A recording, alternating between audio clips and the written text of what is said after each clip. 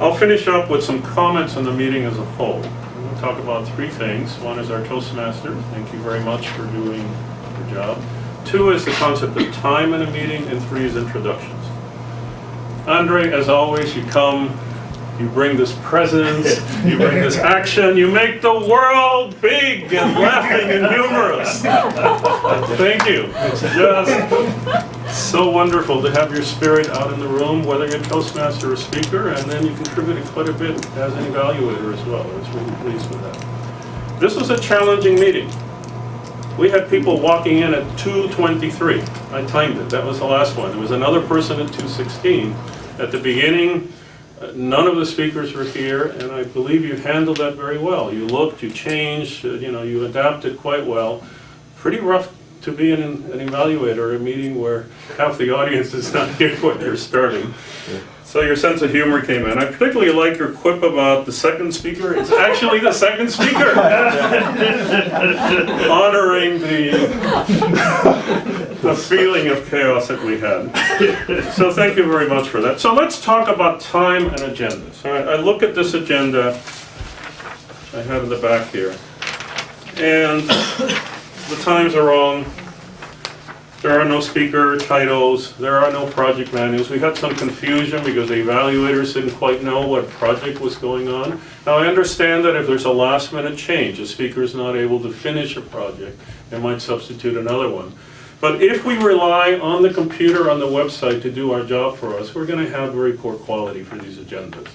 So I recommend to the Toastmasters, if this is not good enough, get a Word document, and put out something that looks professional. Be sure to include the speaker's name, the project, and the title in every speech. And then watch the time. We have a speaker here, 12 to 15 minutes. The time allowed on the agenda is 10 minutes. So I believe we're relying a little bit too much of that.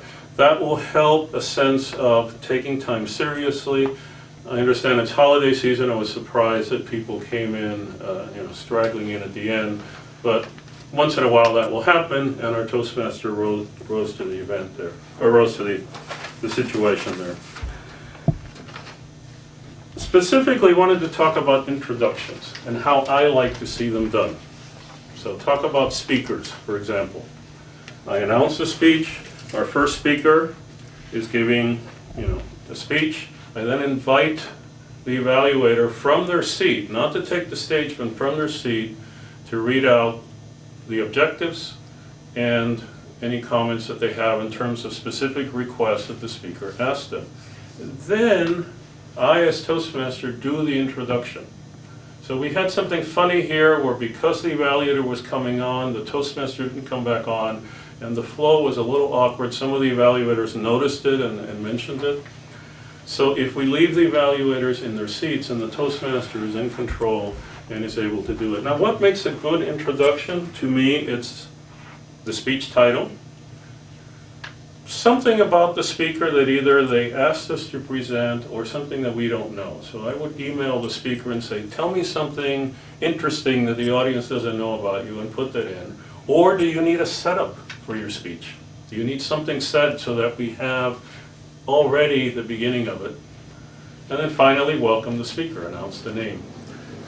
So more structure, introductions. Another comment when we're introducing our guest. Wonderful that because people were late, flexible, you said, are there any guests here? Just perfect timing. I like that. I was getting worried, is he going to do it? He did it. However, what I heard is welcome, and then what is your name, and then you switch to another topic. So one of the things about introductions is there's part two of the introduction after the speech. Welcome here, thank you, who are you? You tell me, and they say, thank you very much for coming, we're really delighted to have you here. Or after a speaker, the same thing. That was a wonderful speech, you make a little comment or tie-in as a transition to the previous speech, and then you move to the next one.